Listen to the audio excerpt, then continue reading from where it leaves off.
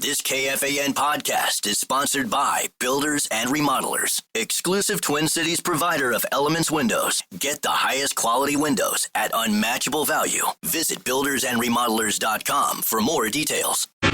And boom! Common man, no show prep, no solid plan. Spins a yarn, begins a tale. The esoteric approach won't fail. Tune in, it's time for Common Man. Common man, charms the housewives like no one can. What'd you shoot? Where'd we play? Non-stop nonsense on deck today. Tune in, it's time for Common Man.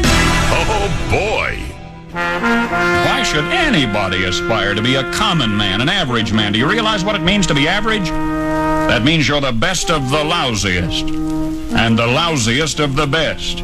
Now, if we demand more and more for producing less and less, while the have-not nations encourage and inspire and indeed require hard work and maximum effort, if we deify the common men while they encourage and reward the uncommon ones, well, the end result of such a lopsided race as that is too obvious to require elaboration. I mean, it's like, hello?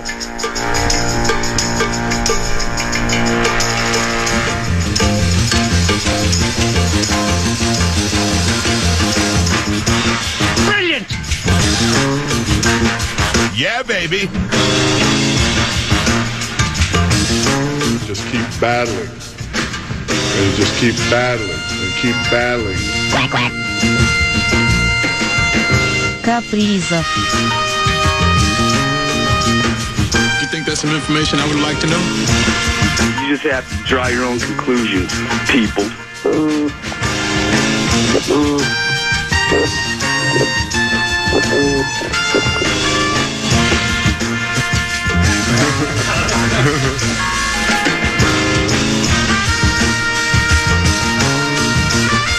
I gotta tell you this, all right? I ran all the way here because I thought I would be talking to the common guy. Oh. Let me tell you something. Only because the guy's fucking, I mean, he's nuts. Every time I listen to the radio, that guy's nuts. Well, it's good to hear. I'll have to pass along that you're a fan of the common man. Well, I ain't necessarily a fan, but I wouldn't tell the guy he's nuts.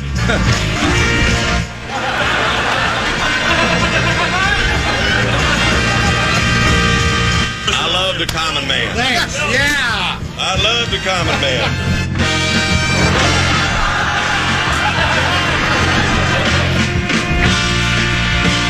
I know nothing. Nothing. Very funny. Very funny.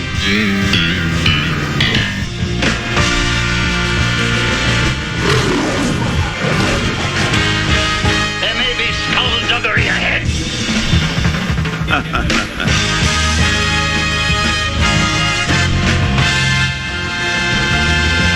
Is wearing women's underwear part of your training? Yeah, baby.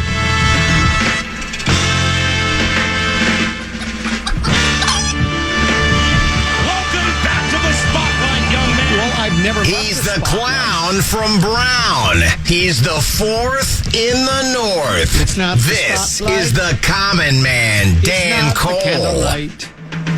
It's not the moonlight. That's Bobby Blue Bland.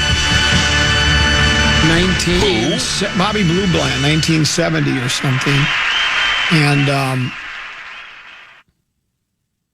I just thought of it for the first time in years because of the Spotlight thing. It said, "Welcome back to the Spotlight." And I said, I've really never left the Spotlight, quite frankly. Greetings, good afternoon, ack-ack-a-dack, and dack-dack-ack to you and yours. I'm Common. He's 10 to be. Rosen at 2. What more do you need to know? So much to get to. Major League Baseball playoffs continues. It's the second day of the rest of our lives with Kirill Kaprizov under contract. The beginning of the first of 8 years. By the way, 10 to be, he had a year to go. Did they just roll that into one? Is it now 7 years? Yeah, I don't understand how that went. The contract starts after the next year. Okay, so very good. He's with us for the next 9 years. So it's the first day of the next day of the year of 9 years. The Vikings, I don't know if they've done anything with the offensive line. I don't think there's much they can do. Have the Twins hired a manager yet? There's so much to get to. I don't know where to begin. So why don't we spin the wheel of topic?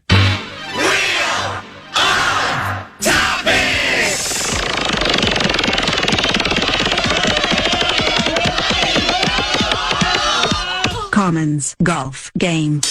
Oh, it was a special day today. What'd you shoot today? 8-0, 9 over 8-0. Where'd we play? We played at River Falls Golf Course in Wisconsin. Where'd you hit it on one? Right up the gut. As good a drive as I can hit.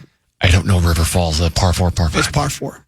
How far from the green were you? I had a hybrid in my hand. Second shot? Topped it. It rolled through. That was one of those, you know where sometimes you'll have a bunker and then there's a little grass after the bunker and then there's a bunker again? I ended up going through the bunker and ended up in the grassy area between the two bunkers, so I caught a break. The 5-iron might as well be a pitchfork. Then what? Well, I didn't really take advantage of it. I had 115 to the green and I hit it short. But then I hit a brilliant chip to a foot and made bogey. I had, 9 then over. Well, there's that. 9 over. That means I had 1 birdie. So I must have had. I don't know how many. How would that be? I don't know how many pars and bogeys I had. I know I had 1 birdie, the rest were pars and bogeys. 1 birdie and 1 bogey? Yeah. No, it'd be obviously a lot more bogeys. No, yeah, I know what I said. I had 1 so birdie. That'd be 10 bogeys. Yeah, and 1 birdie and 8 pars. That's 7 pars. 7 pars. That's exactly right. I didn't play 19 holes. I played today with it was Rube Golf today. I got auctioned off at the Danny Boy Open. Huh? Yeah, auctioned off. The people will actually pay money to play golf with me. Actually, they're thinking, well, as long as I'm donating to the charity, I might as well get something out of it. And then they had an opportunity to play with Common. Jake was my host, and his brother has Cohen syndrome, Cohen. It's a rare inherited genetic disorder that affects multiple body systems, the vision and everything. It's ugly. There are not a lot of them that appear. It's kind of rare, as I just said. But they're raising money for research. And so the Danny Boy Open, and they auctioned me off, and we hit knockdown, punch, cut, fade draws. It was delightful. Got to meet the owner of the golf course. Tony Bloom, his lovely wife Holly, is also a part of that team, and they bought it a couple of years ago, and they love owning a golf course. And it was fun, and the weather was terrific, and we raised money, and so I feel good. I feel better about my game heading into Golftoberfest. I'm out tomorrow. The 10 of Fitzgerald will set sail about 12 noon, and my guess to start the day, it'll be partly cloudy skies, a light breeze, a zephyr, as we say, with temperature somewhere in the 70s and 80s. And who knows if it will stay that way the entire voyage, or will dark clouds begin to cluster and approach the 10 of Fitzgerald. I'm not sure. What do you have? Well, we're well prepared with lifeboats for tomorrow's trip. So I think regardless of the weather. Who are your lifeboats tomorrow? Well, we have Pete Bursich. Okay. Talk about Vikings Browns, 12:30. Well, I thought he would be talking about, I thought he was the Vikings interior decorator. I thought he would be talking about what they did over at the new Winter Park for color schemes and such like that. But he'll talk football. I'm assuming Lil B joins at 1. I guess I probably should communicate with her first. Are you doing program password? We are. Are you playing? I'm playing tomorrow. Ooh. Lil B's playing, and then Nordo will be here, and John Krasinski from The Athletic. Ooh. Who's going to have you? Well, Brett Blakemore's hosting, so I'm leaving that up to him. Oh, the pairings. Yeah, he can make that decision. Has Krasinski ever played before? He's played a time or two, yes. He's hard to get tracked down, but at least the Wolf season hasn't started yet. I think I do remember him playing. Were he and I teammates? I'm sure you have been. I know he was in here one time for sure. Okay. Very good. Well, and then, speaking of The Athletic, Michael Russo will join at 2:30 tomorrow. So that's a shock. You're talking hockey. The Jolly Green Giant. But it's good. Well, at least they're in the news now. It's timely. Yes. Yeah. It's season's about to start. We just locked up Kaprizov. It's funny, no one's been talking about the Gus Bus negotiations. How's it going with the Gus Bus? Well, I haven't heard much about it. It's been on the back burner because we've just been consumed with Kaprizov this whole time. Give me a PA. Deuce loves that. He's never heard it. Can you send that soundbite to him? Is there a way to send it from the system to his phone? Because he doesn't have the down yet. He kind of goes, And I tried to tell him, you have to listen to it so that you can get it down to a science. When you're in the middle of making a statement and PA goes, then you know it's preposterous. Well, yes. That's for sure. And Gorg was very good at that. So Golftoberfest, I've been hosting Golftoberfest at Grandview for 13, 14 years. Actually, it's longer than that. It's probably 20 or 25. Rube's come up. I think it's like maybe, I don't know what the price is. It goes up a little bit each year, like anything else, right? But I think it's for like probably right around $4. You get unlimited golf, 2 nights lodging, breakfast buffet, tailgate party on Saturday night that I host. I tell a few jokes. I basically rip meat sauce, Cove, and hockey is what I do because I'm envious and jealous of the morning show. I think we all are, right, Kennedy? Obviously. Yeah, I mean, I don't think there's any question about that. So you got that going for you, which is nice. I like this company, Tenneby, very much. I really do. I mean, I wouldn't still be here if I didn't, but and I appreciate them tossing out a few of the extras. Like we have free coffee here in the break room. But I got to admit, Tenneby, it's awful. I think it's recycled 10W30 motor oil is what it is. You can't tell the difference between a dark roast, a medium roast, and a light roast. And my only request, the coroner's office is, and I'm using one of my wishes. I rubbed the genie's lamp. She popped out. I said 3 more wishes. She said, your wish is my command. My other wish was some good coffee here in our break room. I would like to have that someday. Whether that happens or not remains to be seen. I will tell you this. We're going to break. And when we come back, it will be Peek at the Purple. I think I have some controversial Vikings news. But going into the break, Tenneby, it's our national cash contest. You got a keyword for us, don't you? Yes, I do. The Fan and 2 men in a junk truck want to give you a shot to win bonus bucks for their national cash contest. Enter the keyword bank at KFAN.com now for a shot at winning. That keyword is bank. Enter now at KFAN.com.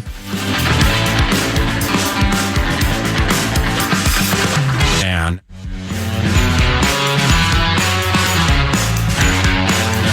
get ready to laugh out loud. Comedian Kelsey Cook is hitting the Fitzgerald Theater on October 4th. The Fitz. I feel like I should be introducing her that night if it's at the Fitzgerald. Yeah.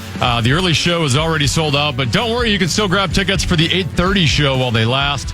It's going to be a night of nonstop fun you don't want to miss. Head to KFAN.com, keyword calendar for all the details. Having trouble catching my breath. I didn't realize Kelly was a gal. I thought Kelsey. It was Kelsey. I thought it was like Kelsey Grammer. Kelsey Grammer's a guy. That's what I think confuses Rosen between actors and actresses. Sure. I think that's probably what it is. Sometimes it's just hard to figure the whole thing out. Hey, guess what? It's time for Peek at the Purple, brought to you by Affordable Electric. If you took advantage of the $7,500 tax rebate for buying an EV, you need one of those level 2 240-volt chargers in your garage, guess what? Affordable Electric can do it for you. So all you have to do is reach out to them, affordable-electric.com, affordable-electric.com. And remember, Affordable Electric is, and I know you're waiting for it, only problem is I don't have the sound effect up because I can do it. Can you? Remember, it is highly affordable. Oh, boy. Thank you very much. Today, we go into week number 5 of the National Football League season. It's the Vikings' last game before the bye week. They're the first team ever to play. Are they the first team ever to play back-to-back games in 2 different countries, right? I think somebody told us that there was Jacksonville did it, but this is the first time where it's been in, because that was the very first ever game in Dublin, and then there's the game in London this weekend against the Browns. Then the Vikings have their bye week. I saw some, we know that Carson Wentz will start. J.J. McCarthy, the alleged, the hoped for franchise quarterback for the soon-to-be big game world champion Minnesota Vikings, played the first 2 weeks. Week 1, he won the NFC Offensive Player of the Week with his scintillating fourth quarter performance, and all was right with the world. And then it was back to the basics as Waylon Jennings and Willie Nelson once sang song, or at least it was Waylon. He didn't play very well again. Then he sprained his ankle, and he's not played since. Carson Wentz has been our QB. I wonder, though, Tenneby, everybody sort of expects that JJ, as soon as his ankle will allow him to, he will be back under center and be the starting quarterback, which would be not next week, but the week after when they take on Philadelphia. But I saw this quote from O'Connell, Fish Wrap Factory West Side. This was a story from, tomorrow's the 3rd, right? Yeah, today's the 2nd. So it was yesterday. And the dateline is where England. You're supposed to say, I don't know where. I don't know where in England. No, where England. England's in Europe. No. Where England. Well, I mean, it's part of that. I'm not going to act like I know everything that's associated with Great Britain, where there's multiple countries kind of connected in that one little area. They're like an island nation, but they're on the heel. You seriously don't know where England is? Like, how embarrassing is that? I know you didn't graduate high school, but that's just embarrassing. I do know this. Where England is located, somewhere on the boot part of England. Oh, so England's a brand name of a boot. You want to wear? You want to wear it? Yes, okay, exactly. got it. That little boot part in Europe. That's exactly what that is. Here's what O'Connell said about Wentz. I've been really happy with him. You really peel back the layers on it. He's 2 tip ball interceptions from having a pretty clean sheet and running our offense, helping us score in some points. Consistency amongst all 11 guys in offense, regardless of who's in, is what we're looking for because we feel when we do the little things, we can have a good day on offense. Do you think he's setting the stage, setting the table to say, hey, Carson, opportunity to play against the team he started his career with? I think JJ still needs that ankle. That he's a right-handed quarterback, so you want to be at that plant foot. We don't want to take any chances, and we're going to go with Carson again for another week. Do you think that's, or am I just imagining things?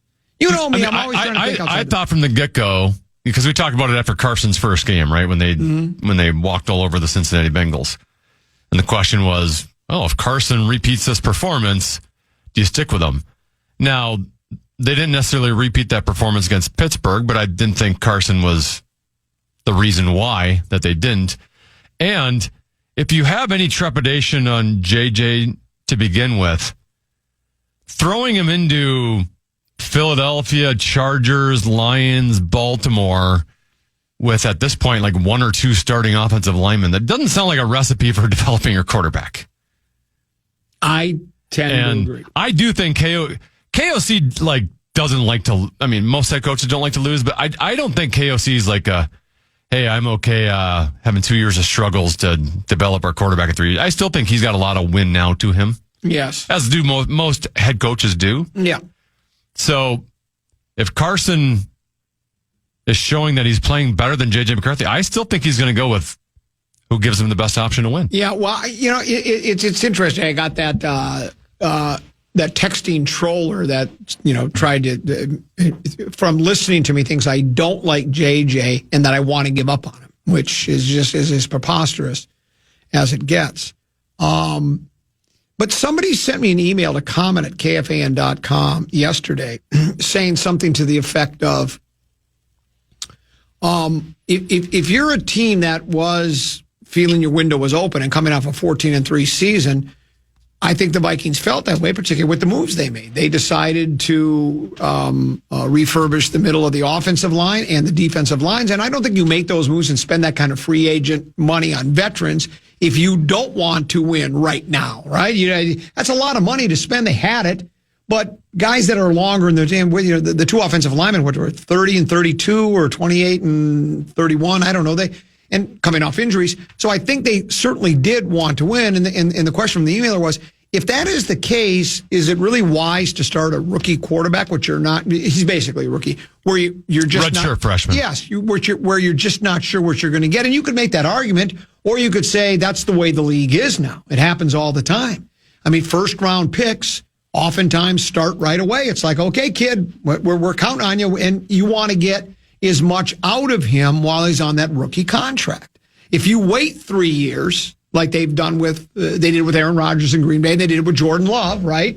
Yeah. Well, now is Love into and did he sign a new deal? I don't even recall. But yes. Okay, so then they didn't. He got paid. They didn't get a lot out of him under the rookie contract, then, right? Yeah. So it can be a bit more complicated than that, but JJ is also a very young quarterback. Yes, well, that's like some of these guys now. Like our opponent on Sunday, Dylan Gabriel. He played 6 years of college. JJ McCarthy played 3. Right. And is 21 years. Was 21 years old. He was the youngest quarterback coming out of that draft. Yes, and then you add the other layer of what was the other layer I wanted to do? Well, I forget. It doesn't matter. I think you get the point of what we're trying to say if you are trying to win now, that can be a little dangerous to place. Oh, I know what I was going to say. There's also, because the emailer said, do you think O'Connell's a snake oil salesman? I said, well, no. I said, a theory I've had, and I heard from a source I think that I sort of kind of trust, said that, all these guys have egos, and I think O'Connell believes he can take any quarterback and coach him up and make him great, and he probably can. I don't know. He gets a lot of credit for Darnold. I've pushed back a little on that and said it didn't hurt to be on the bench for a year in San Francisco watching Brock Purdy and Kyle Shanahan take a franchise to the big game, albeit they lost, but still. And then you got a pretty good quarterbacks coach too. But maybe you start thinking yourself, everybody's saying it, and I believe it, and I think I can.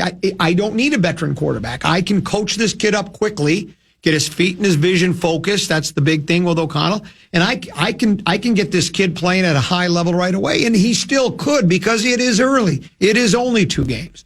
But it does make you wonder. And so I think we'll get more answers after this game, how Wentz performs, and then how McCarthy, he always recovering from the sprained ankle, continues high ankle sprain, apparently. A peek at the purple, brought to you by our friend. At the very least, before I don't mean to interrupt to read. At the very least, the comments from KOC leads me to believe they're going to take their time with JJ coming back. Yes. Right?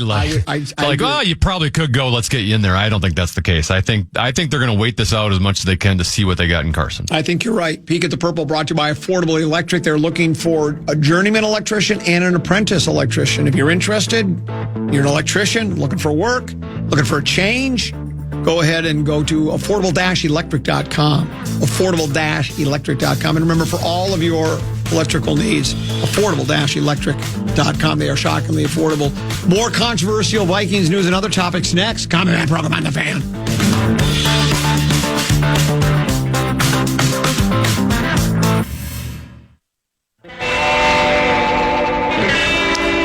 KFAN welcomes Trans-Siberian Orchestra for 2 amazing shows at Target Center on December 28th at 3 p.m. and 7:30 p.m. Whatever gets you through the night, tickets are all right. Tickets are on sale now.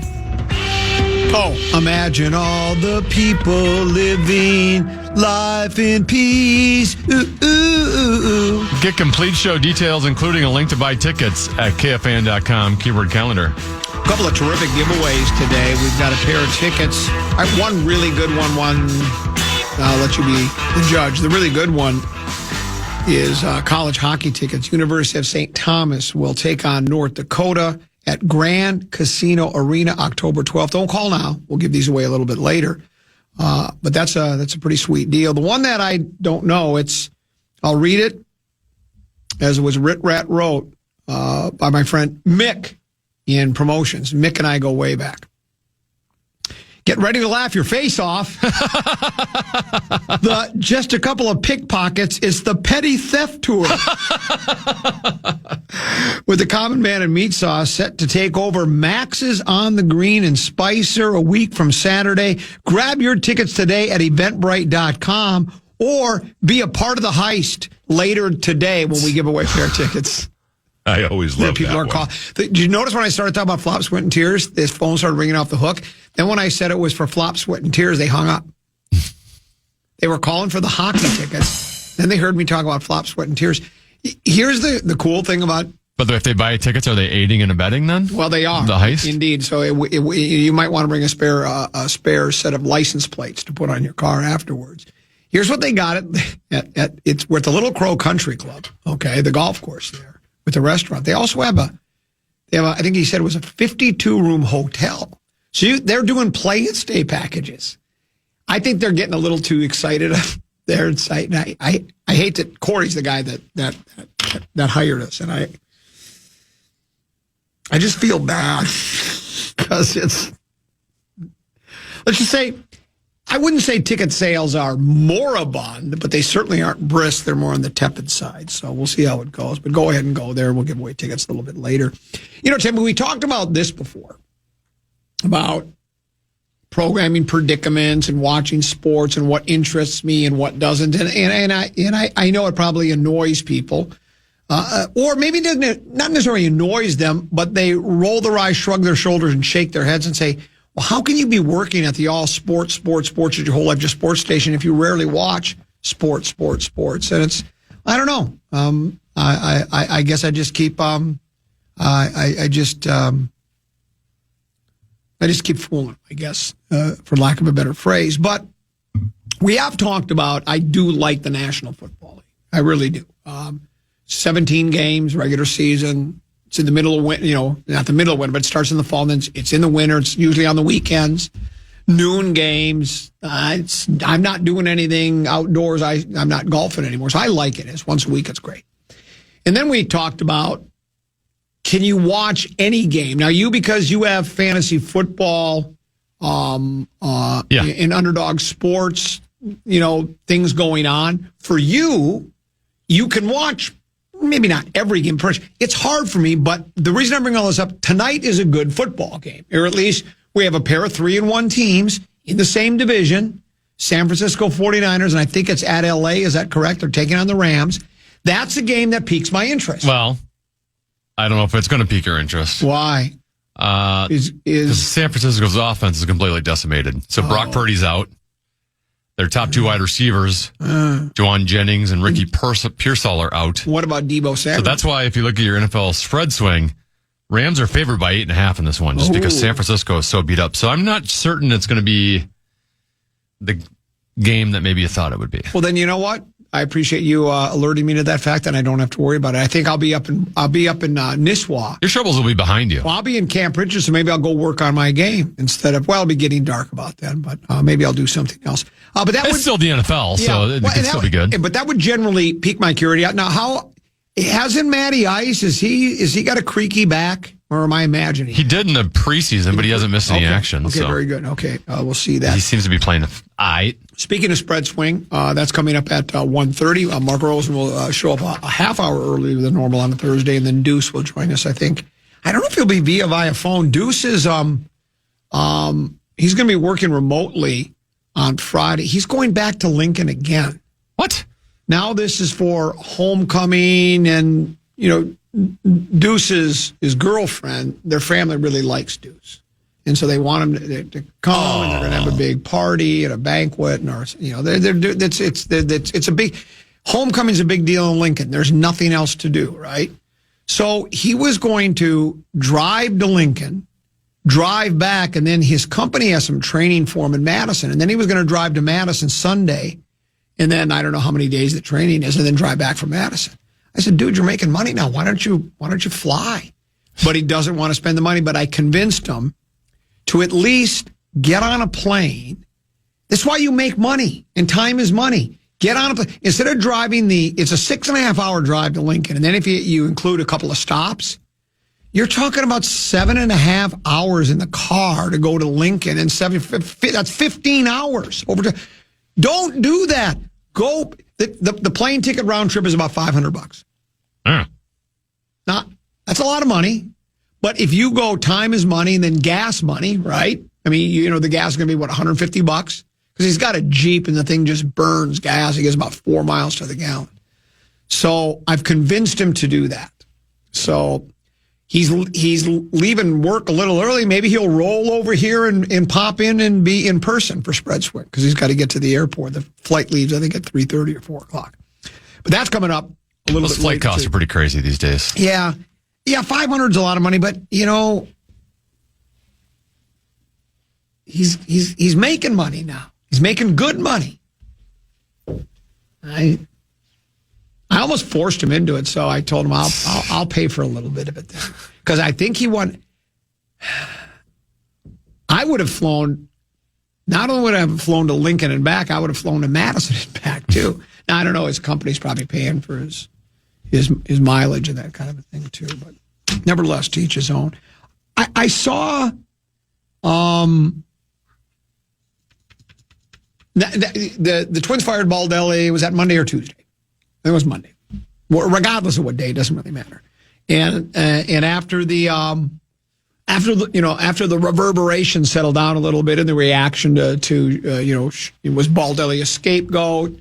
Was he mediocre at his job, so it was a combination of the two. I think what we're hearing out of the goose that laid the golden egg is they don't think he was very adept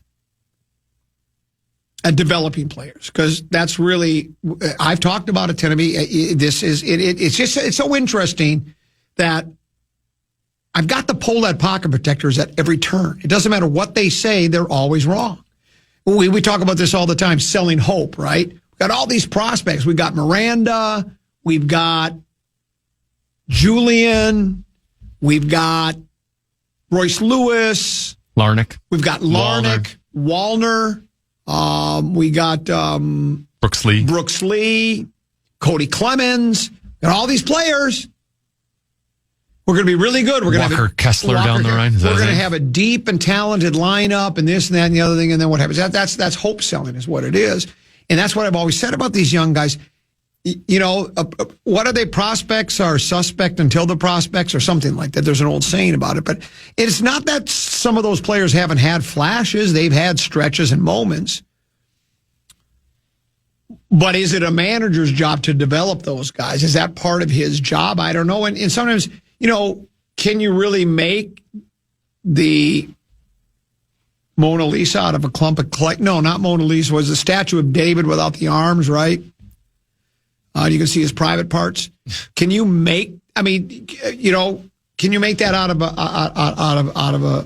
a can of Play-Doh? In other words, a manager probably should be responsible helping develop players. But if there's nothing there to develop because they're just okay, and you oversold them and you overrated them, then is it really his fault? But nevertheless, that's what they've decided to do. Now the conversation becomes, who should the Twins hire for manager? Bobby Nightingale writes, beat writer, Fish Wrap Factory West Side. He did a piece. What do we say today is the 2nd? So 2 days ago, he wrote a piece. He throws out all sorts of names. Brandon Hyde, former Orioles manager. He was the 2023 American League Manager of the Year. I love that, how you can be the manager of the year and then like 2 years later you're out of a job. Molitor. Yeah. Baldelli. Yeah. In the 103-win season, he was Manager of the Year. He's not anymore. And Hyde was Manager of the Year just 2 years ago. Yes. He's out. Skip Schumacher, Rangers senior advisor. He joined the Rangers as an advisor to Chris Young, the president of baseball operations, after his time in Miami, creating some speculation he'd be the manager and waiting there with Bruce Bochy departing after an 81 season. Craig Albernaz, Guardians associate manager. I didn't know they had associate managers. When did that start? Associate manager. Can I be the associate producer? Yeah. Oh, I like that. Associate producer. Because you've morphed into luxury producer, because it's a luxury to have somebody like you. Associate manager, when did that position become available? Or it become a real position? You know, you had a manager, and then you had your assistant coaches, and, you know, that was it. You had a third base coach, first base coach, hitting coach, pitching coach, bullpen coach. I didn't even know if you had a bullpen coach. That's what you had. Now we've got assistant man. I wonder if there's an assistant, or no, if there's an assistant to the associate manager, if there's an associate to the associate manager. I don't know who these people are. Derek Shelton, former Pirates manager. I know that name. I know that name as well. He was Twins bench coach for 2 seasons from 2018 to 2019. We love the guys that once had a connection to us. His career record is, as a manager, is 306 wins, 440 losses. He fit right in here, right? It's a .410 winning percentage, 0 postseason appearances. Part of that reason is Pittsburgh is one of the lowest funded teams in the league. So again, he'd fit right in. Yeah, he would know. He would at least he would know what to expect, right? He might not be able to do anything with a low number payroll like he wasn't able to do in Pittsburgh, but at least he knows it's coming. And then, oh, by the way, LaBelle Neal, Rob, is going to get to LaBelle Neal's list as well. LaBelle Neal has this name on his list: Torrey Hunter, Angels special assistant. He's not just an assistant, he's a special assistant. I wonder if they have an extra special assistant, because that's what I'd like to be. Yeah, you're a special assistant. I'm extra special.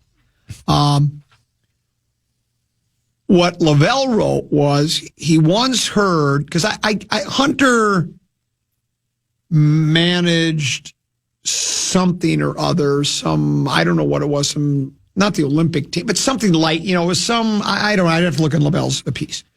And apparently Lavelle said that, Torrey said, I could manage Major League Baseball. And at first, Lavelle thought he was kidding, but now Lavelle thinks there's a possibility because I think Torrey Hunter does want to be a manager.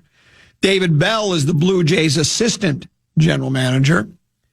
James Rowson, Yankees hitting coach. He used to be our hitting coach. David Ross, former Cubs manager. His record was 262, 284, 480 winning percentage. He would fit in right here. George Lombard is the Tigers bench coach. I mean, these aren't... All of these names, I recognize one or two of them. I don't know if there's a lot to differentiate each one from another.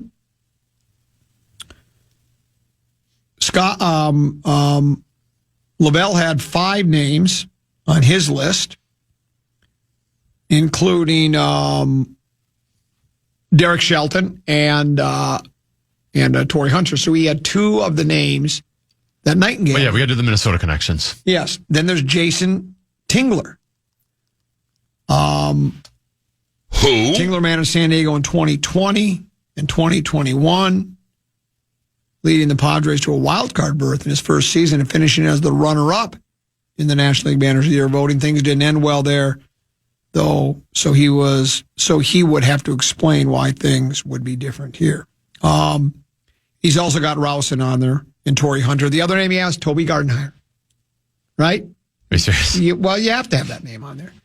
I don't see how you can't. Let's get Molitor back. I would take Molly in a second. Lavelle